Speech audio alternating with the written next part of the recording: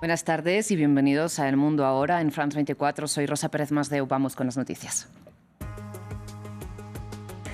Nuevos bombardeos israelíes contra el Líbano, donde la aviación israelí mató al menos a 25 personas en los ataques del sábado.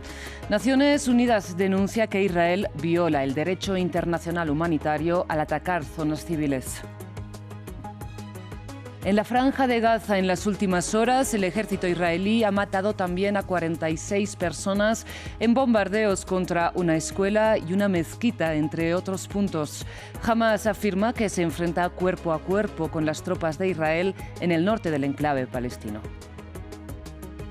Y en Túnez, Kais Saied sería reelegido para un segundo mandato con cerca del 90% de los votos. Esto según los resultados provisionales. La desafección política en el país se reflejó en una participación inferior al 30%.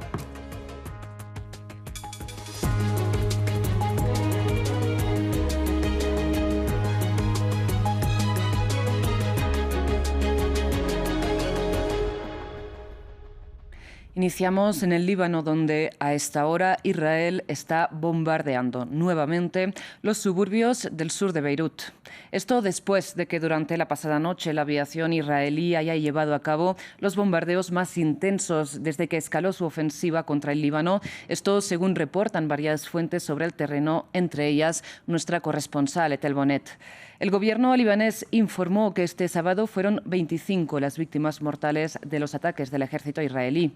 Y el alto comisionado de Naciones Unidas para los Refugiados denunció que Israel viola el derecho internacional humanitario al atacar zonas civiles.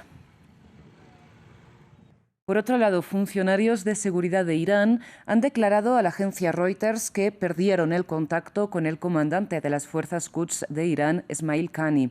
El comandante de esta rama de la Guardia Revolucionaria iraní viajó a Líbano tras el asesinato del líder de Hezbollah, Hassan Nasrallah, en un bombardeo israelí el pasado 27 de septiembre.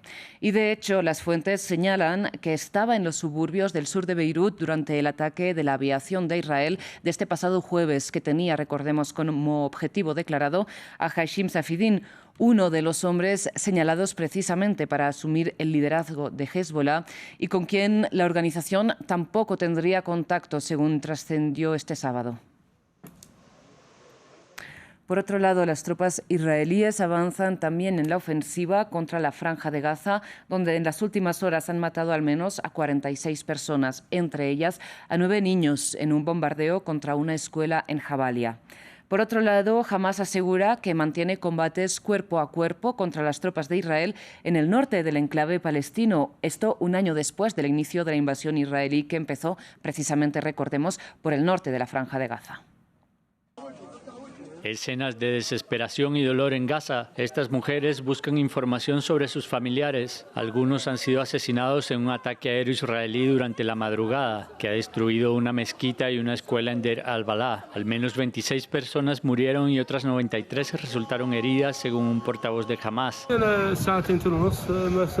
las 2:30 de la madrugada bombardearon la mezquita y me informaron que había sido atacada. Encontré a los desplazados bajo los escombros. 20 fueron martirizados y otros 20 resultaron heridos. El ejército israelí afirmó, sin mostrar hasta ahora evidencias, que había llevado a cabo ataques precisos contra terroristas de Hamás que operaban en centros de mando instalados en la escuela Ibn Rushd y la mezquita Shuhada al-Aqsa, una versión que disputan testigos. Vivo aquí desde el 17 de octubre y conozco esta mezquita. Alberga a desplazados, ancianos y personas sin hogar que han perdido a sus familiares e hijos. Solo buscaban un lugar donde dormir. La mejor opción para ellos era la mezquita. Esas personas no tenían nada que ver con la guerra. Según Naciones Unidas, ningún lugar del enclave está a salvo de los misiles israelíes, incluidas las zonas humanitarias. Esta mujer, que ha perdido a su hija y nietos, lamenta no haber podido encontrar un refugio seguro. Estamos desplazados. Le asesinaron en la mezquita. Su madre le echa de menos. Hace un año que no lo ve. Yo soy su abuela. Yo le crié.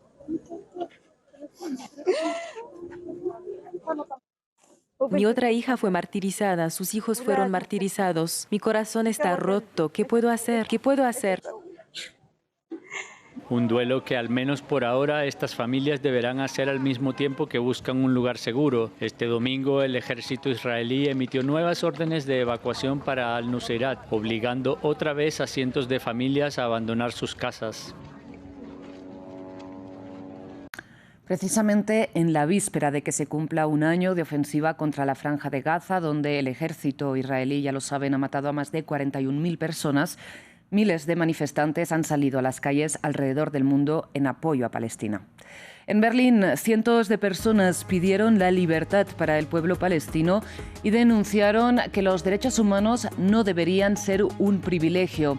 Una demostración de rechazo a la ofensiva israelí especialmente relevante, dado que, junto a Estados Unidos, Alemania mantiene un apoyo diplomático y también armamentístico férreo a Israel. Incluso desde junio, para optar a la nacionalidad alemana, hay que reconocer el derecho de Israel a existir. Y en Barcelona, cientos de personas pidieron textualmente el fin del genocidio y del comercio de armas con Israel en las calles de la ciudad catalana. Y es que España es uno de los estados occidentales que han mostrado más apoyo público al pueblo palestino. De hecho, el gobierno de Pedro Sánchez se sumó al reconocimiento del Estado palestino a finales de mayo. También en Estambul, Turquía, cientos de personas mostraron su solidaridad con Palestina y el rechazo a la ofensiva israelí. El presidente turco Recep Tayyip Erdogan, recordemos, ha calificado a Netanyahu de genocida en varias ocasiones. Mientras tanto, a la espera de cómo será y qué consecuencia, sobre todo, tendrá el anunciado ataque israelí contra Irán, este domingo el ministro de Defensa de Israel, Yoav Gallant, declaró que los que piensan que pueden hacer daño a su país solo tienen que ver cómo ha quedado Gaza y Beirut. Y es que tras un año de ofensiva contra el enclave palestino, el ejército israelí ataca en varios frentes y ha radicalizado tanto sus acciones en el campo de batalla como su discurso. El informe es de William Gazo. Un discurso cada vez más belicoso. Un año después del inicio de la guerra en Gaza, Israel parece más comprometido que nunca en llevar una guerra a todo costo contra sus enemigos, a pesar de los llamamientos de alto el fuego repetidos de sus aliados occidentales.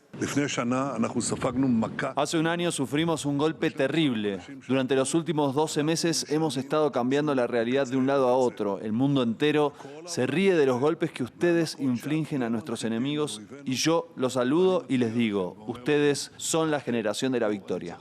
Desde el asesinato del jefe de Hezbollah, Hassan Nasrallah, y la invasión de Líbano, el tono del gobierno israelí subió aún más. En particular contra Irán, considerado el líder del eje de la resistencia, el Ministerio de Defensa israelí aseguró que Israel está preparado a cualquier ataque iraní, mientras Irán prometió represalias contra él que llaman el Hitler de la nueva era. La comunidad internacional debe ocuparse seriamente del Hitler de la nueva era, Netanyahu, y de los dirigentes criminales de Israel. La política israelí de socavar la seguridad en la región constituye una grave amenaza para la paz y las estabilidades regionales e internacionales. La radicalización de Israel no se limita al discurso. Su guerra ya mató a más de 41.000 personas en Gaza, civiles en su mayoría, y más de 2.000 en Líbano. Mientras, la ONU denuncia violaciones al derecho internacional humanitario. Lamentablemente, se han producido numerosos casos de violaciones del derecho internacional humanitario en la forma en que se llevan a cabo los ataques aéreos que han destruido o dañado la infraestructura civil, han matado a civiles y han afectado a las operaciones humanitarias. Advertencias que no detienen los ataques israelíes. Hamas informó nuevos combates en el norte de la Franja de Gaza este domingo.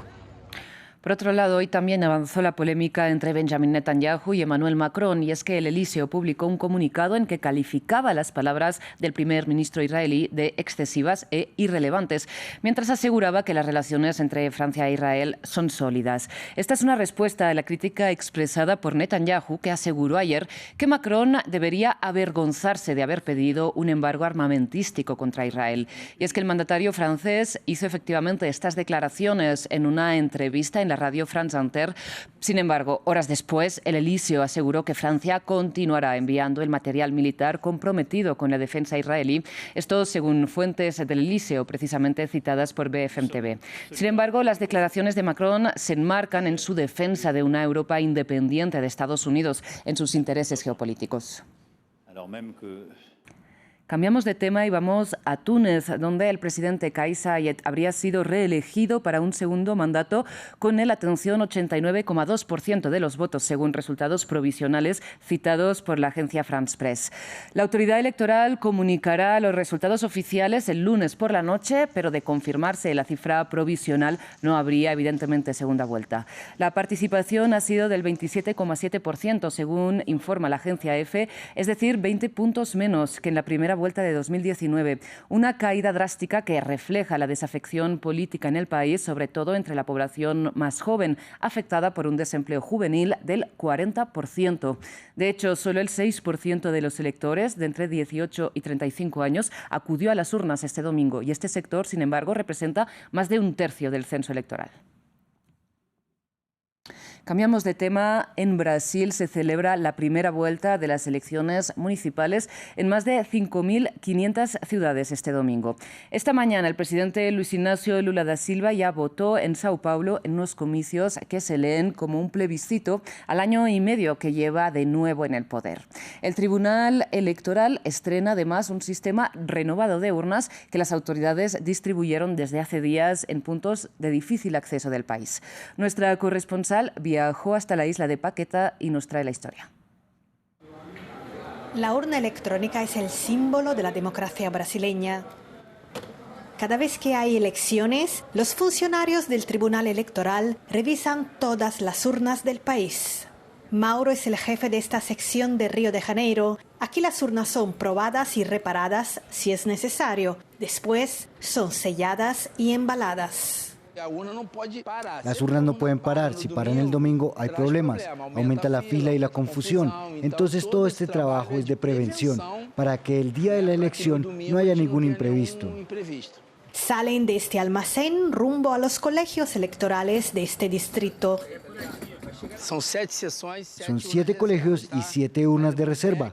Viajan con un técnico y un policía. Es una logística compleja. Estas urnas tienen que llegar a Paquetá, una isla en el medio de la bahía donde viven 3.600 personas. El Tribunal Electoral cuenta con el apoyo de la Marina. Y después el regreso tiene que ser lo más rápido posible para hacer el escrutinio de forma rigurosa. Vilma se encarga de todo el proceso. Es la segunda vez que cumple esta misión y está preparada para enfrentar cualquier apuro. La urna habla, dirá lo que está sucediendo en caso de problema. Yo tengo que ver de qué se trata y ser capaz de intentar resolverlo. La travesía dura 1 hora y media. Vilma tendrá que pernoctar en la isla y supervisar la vuelta de las urnas llenas de votos. La gente no imagina todo el trabajo que hay detrás. No saben toda la preparación y cuánta responsabilidad conlleva. Este año, 571.000 urnas serán empleadas en 5.500 municipios brasileños. El apoyo de las Fuerzas Armadas es esencial para llevarlas hasta los lugares más recónditos del país, muchos como esta pequeña isla o las lejanas aldeas amazónicas. Y cerramos esta edición informativa en Estados Unidos porque en Florida los residentes se preparan ya ante la llegada del huracán Milton. El Centro Nacional de Huracanes informó que el fenómeno se intensificará este lunes y que llegará a la península de Florida a mediados de semana a través del Golfo de México y solo 10 días después de que el devastador huracán Ellen tocara tierra también en Florida. Actualmente la tormenta Milton avanza cerca de la península de Yucatán con vientos sostenidos de 130 kilómetros por hora. Gracias por su atención y su confianza. Ya regresamos.